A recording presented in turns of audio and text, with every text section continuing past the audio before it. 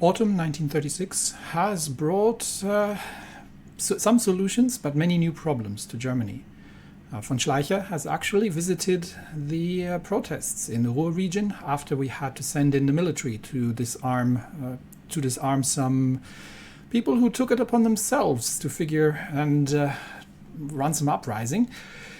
But Schleicher has left some good impressions. We have, however, kept the results of this under wrap for now, because von Schleicher is trying to maintain a balance in the Ruhrkampf, to keep it from overheating, but at the same time also to keep it from, well, collapsing too much, because either way would give a political victory to the parties outside and might convince the Kaiser to get rid of von Schleicher, which obviously is something that von Schleicher is not a big fan of.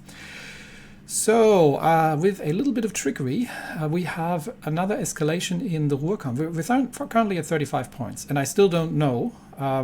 I am recording about 3 episodes ahead usually, so but if I have busy weeks, it's a little bit more. I still don't know quite how far we can get down. So what I'm going to try is keep it around 50 as much as possible, because I don't know if it needs to go down to 0 in order for von Schleicher to be dismissed, and up to 100, or if there are different thresholds.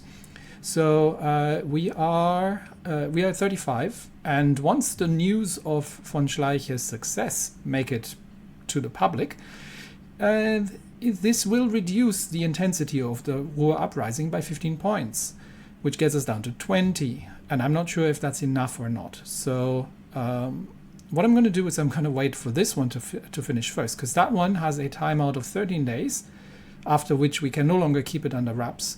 But in 12 days we get the escalation. So hopefully that works out pretty well. In other news, we're keeping the forming of coalitions under control so far. The uprising in Asia has been defeated, but there appears to be a mild civil war happening in Ukraine. So we're sending some fast troops to the area just in case we need them, since we had them in the region anyway. And yes, the French are very obviously behind all of this. So. Yeah, the French. Anyway, so let's roll until I think the next event that ticks over is going to be the political. And somebody mentioned, this explains a lot to me, somebody mentioned that the successful targeting of a party does not necessarily mean that they outright join. It's more of a chance that they join the coalition. So there's still some resistance within the parties as well, which is good. Okay, it seems like the agrarian parties with their one seat are still refusing to join Schwarz-Weiß-Rot. So as such, I can probably keep doing that. So it looks like I'm pretty much able to block them perpetually here. And that means we can now focus on the Ruhrkampf. So we're going to tune that down a little bit just so I don't miss anything.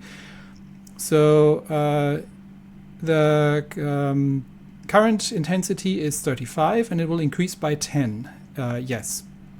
So as soon as that day ticks over, it will go up to 45, and then we can bring it back down to 30, which is still a little low in my opinion, but it does give us 10% base stability, which I don't want to miss out on.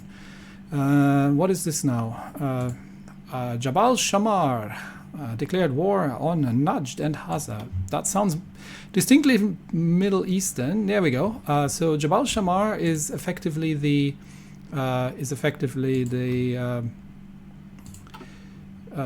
Saudis, more or less, and but they're two Saudis. So there's these guys, and there's those guys. Okay, yeah, you do you. I have enough problems as it is. One day for the escalation of the Ruhrkampf to tick over, and we just have to time that right so this doesn't expire. So let's do that. Okay, it's 11 p.m. so the next tick should tick this one over, and it did not. Okay, I'm not sure at which time that ticks over, but there we go. So now it's at 45, and now I can use this which still has 0 days left. Oh my gosh. I've been cutting it close, haven't I? Again, I have no idea if this is even relevant. It might be that I'm just making a fuss about nothing here, and that taking this down to 20 wouldn't have caused any problems whatsoever. But I don't know. So I'm trying to keep it around 50 as much to be safe. It's still lower than I'd like to. So this will reduce it, but I get my base stability up to 33, which is, I think, minus 33, which is the highest I've seen in a while. And we actually have positive political power, don't you know it? So I let's see, I've got 45 days on this. So once I get this ticked over, it's going to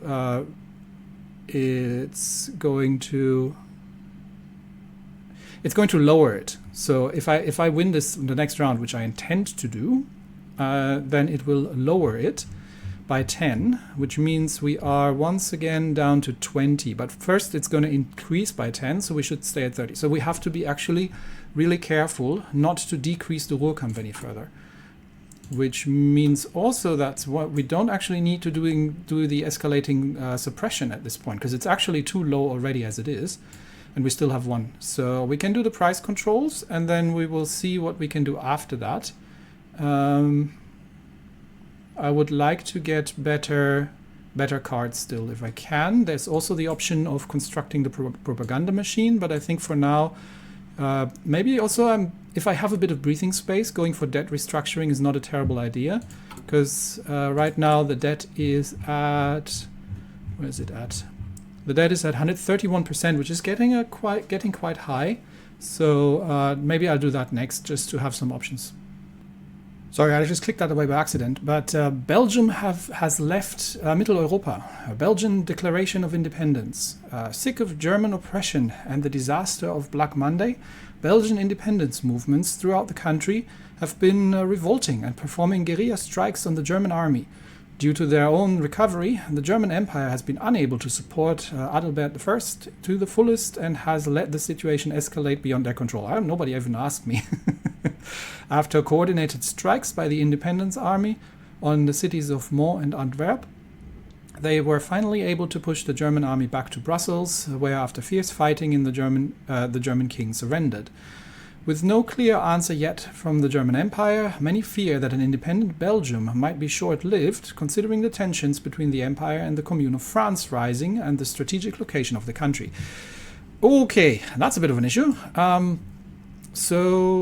Belgium has just declared independence and has left Mitteleuropa and has, which isn't even active yet. And yeah, I think given that we have just, dang it, it might not be a good idea to send all the mobile divisions to. I might need those back. Where are they right now? I've got them mostly set in Ukraine, but I don't think the Ukrainian civil war really is anything I need to worry myself with. So what I'm going to do is I'm going to rush the mobile divisions under von Manstein back to the Belgian border, and just in case anything goes sideways here. Okay, so we'll give those divisions a front line here. That's 11 divisions. That should be enough. And I will, for the time being, just in case things go a little sideways here, because I have plenty of infantry divisions in the south, I will just extend. Oh no, I can't extend there. I will get probably 10 divisions here infantry just to hold the line for now, while the mobile divisions arrive, and they can, in case things come to it, plan the invasion of Belgium. And obviously the mobile divisions shall be doing the same thing once they get here. So Unternehmen Nordlicht, we will have 22 divisions ready, 21 divisions ready just in case things. Yes, our western flank has unraveled.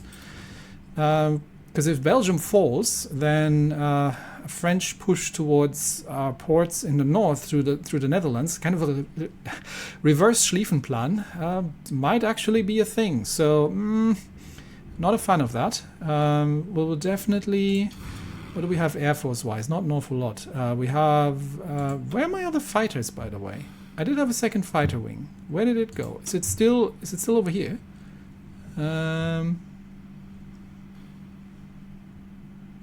Oh, it got pushed back to Hanoi. That's why. Okay, so we get that fighter wing. We get that fighter wing back. What's our closest airport? Probably Metz. So let's get the 2 fighter wings moved over to Metz, and for now, just be on standby. And I think I will send my operative into Belgium. Please build me an intel network in Brussels, just so we get some insights into what's going on here. Because if they've been actively shooting German troops here, then I am very much not in favor of that. And I see Belgian divisions moving to the front lines. So yeah, that sounds like things are about to go down here. So it's good that I've moved the infantry up. The fast divisions are... Yeah, the fast divisions are on the move on the railroads, so we should be all right, I think. But let's get everybody in position. Okay, agency upgrades done, and we'll probably... What else do we need? What else do we need? I'll probably just do the departments. I'm not yet gonna do cryptology. What else do I need here? This one is quite useful. Compliance mechanics, I think, are not a thing in Kaiserreich, so I might not actually need that. Interrogation techniques is a good one as well, so I'll do that next. And we will get our divisions into place here. Are we okay supply-wise? I think, yes, we have good supply here. So while the troops are arriving on rail, let's get everybody dug in and get that planned. Unfortunately, while this looks impressive with 2 panzer divisions, my panzer divisions are garbage. Because they're 18 with mixed light medium tank divisions, and they're not really good. So well, the infantry might have to do the heavy lifting here.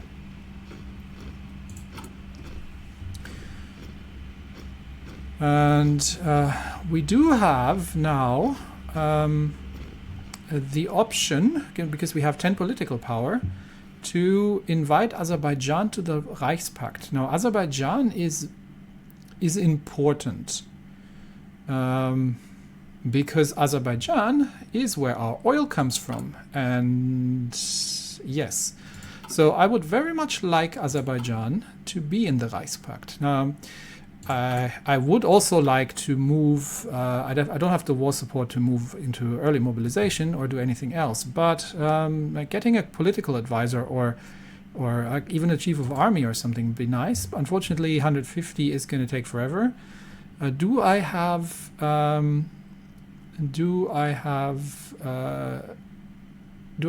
a silent workhorse or something like that?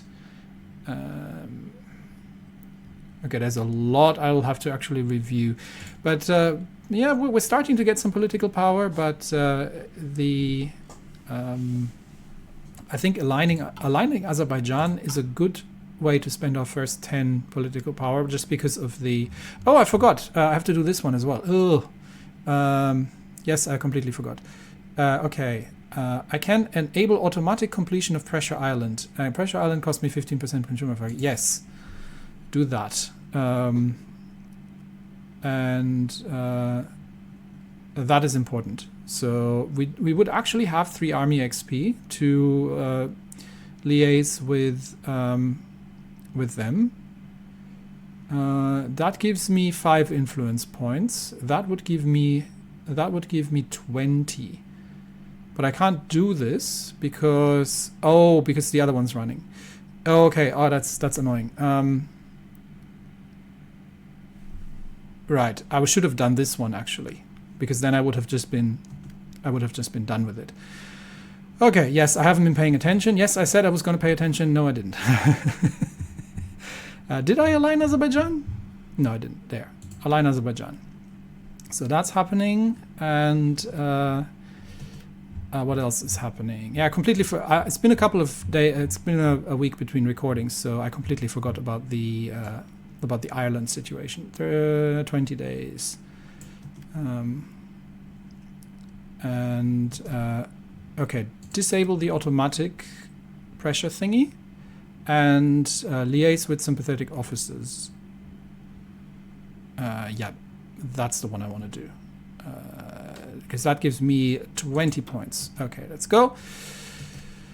And that should be that. This is still at 30. This is 19 days away, and I don't have to worry about the economy just yet. Okay. What has happened? Established price controls is done, so we're gonna look at that next. What was I gonna do afterwards? What did established price control give me? It's over here. Established price controls gives me a relief card, 2 relief cards, two quite powerful relief cards actually, which is nice. I think I was gonna go for debt restructuring because that enables some decisions, which I can potentially use to restructure things. The alternative would be to get another card. This is going to take 42 days. How far away are we from the next? We're 39 days, so that's not going to go for the next one anyway. This one's 42 days. This one's 42 days, yeah. So I don't need to do that. I can either go for secure middle. No, that gives me a card as well, and that's 42 days, so that doesn't help me. This is all decisions. This is decisions. This is 42 days. Yeah, I'm going to go for the debt restructuring because that opens up a couple of things, and I'm not sure what these are doing. Okay, I can trade stability for debt. Not sure I like that, but it gives me a reform card. This is 6% removal and civilian factories. Okay, 5% removal and another card. And I can't do that one because we don't have a stable coalition yet, and there's a little there's a missing translation down there in the effect. Okay, that sounds like a good thing. I'll do that. That removes 1% from the debt store, and I get some decisions to do that. Okay, so now on to the next one. All right, so King Adalbert, I had to have a quick look, is actually the third son of the Kaiser. So the Belgians have effectively kicked him out of the country. And even though this is an outrageous event, we have to handle the situation carefully, as a war will hinder our recovery and may provoke syndicalist aggression. So this is the game telling me, if I violate Belgian neutrality, the British are going to join, sort of. They request. Where was I? Delegates of the new Belgian state, however, have come up with a proposal of their own. They request we sign a treaty guaranteeing their newfound sovereignty and rebalancing our currently one-sided economic system. In exchange, they would rejoin the Reichspakt, expand their army, and be our first line of defense against the syndicalist threat. German holdings and companies would remain in charge of large parts of the industry, and special programs would temporarily be kept, aiding German citizens in their integration into Belgium or alternatively their return home. They're effectively saying, we would like to be independent and we'll offer to rejoin the Reichspakt, but on our own terms. So we can either spend 100 political power and declare war on Belgium, or we will try to negotiate with them. I mean, I can crush Belgium. I'm reasonably certain at this. But what I'm seeing here that they have at the border right now, and I don't know what they have on the French border, but they've got, 2, 4, 6 divisions here. What do we know about Belgium? They have somewhere between 3 and 17 divisions. So probably around 10, 12 divisions or so. Yeah, I can crush Belgium if I want to. Do I want to, though? Because that puts the Dutch are not in any faction, and they are currently social conservative monarchy kind of things. They are somewhat in favor of us, but it means that we would sort of have a wedge here in Belgium towards Dunkirk, and we would be keeping we'd be holding the line ourselves while having to deal with occupation. And obviously it says that this might actually trigger the French to respond militarily. So I think in terms of pragmatism, which is what von Schleicher is all about, and realpolitik, it is the better choice to negotiate with the Belgians and see if we can come to an agreement. Because I can always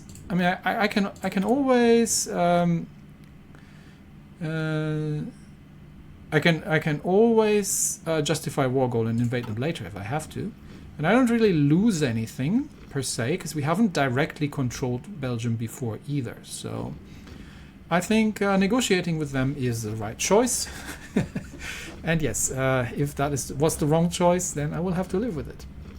And Azerbaijan has joined the Reichspakt. Nice. Germany long struggle. The brokering of this alliance may have consequences. Come on. Azerbaijan has been basically already part of it. They are strategically important, and there's absolutely no way that we are going to let them fall. In fact, now that they are part of the Reichspakt, I may actually divert a couple of divisions. How long is the border there? 1, 2, 3, 4. I might divert 4 infantry divisions from Ukraine and send them over to Azerbaijan, just to make sure the Russians don't get any funny ideas. Because Azerbaijan is strategically important, so I don't think anybody can object to that. What's up next? This is still 24 days away, and this is still 18 days away. I would like this to tick up 2 more, if we can, to get it back to 50. And economy is still 38 days away. So I just have to keep an eye on all the things to make sure I don't forget anything. And Belgium is making demands. Even though we agreed to nearly all their demands and almost reached an accord, the Belgian Prime Minister suddenly rose up and declared that no treaty would be signed unless we hand over Luxembourg. This was met with protest from our outraged delegates refusing to accept such ridiculous demands. Some see this sudden about-face, however, as an excuse to stay out of the Reichspakt and search for other allies.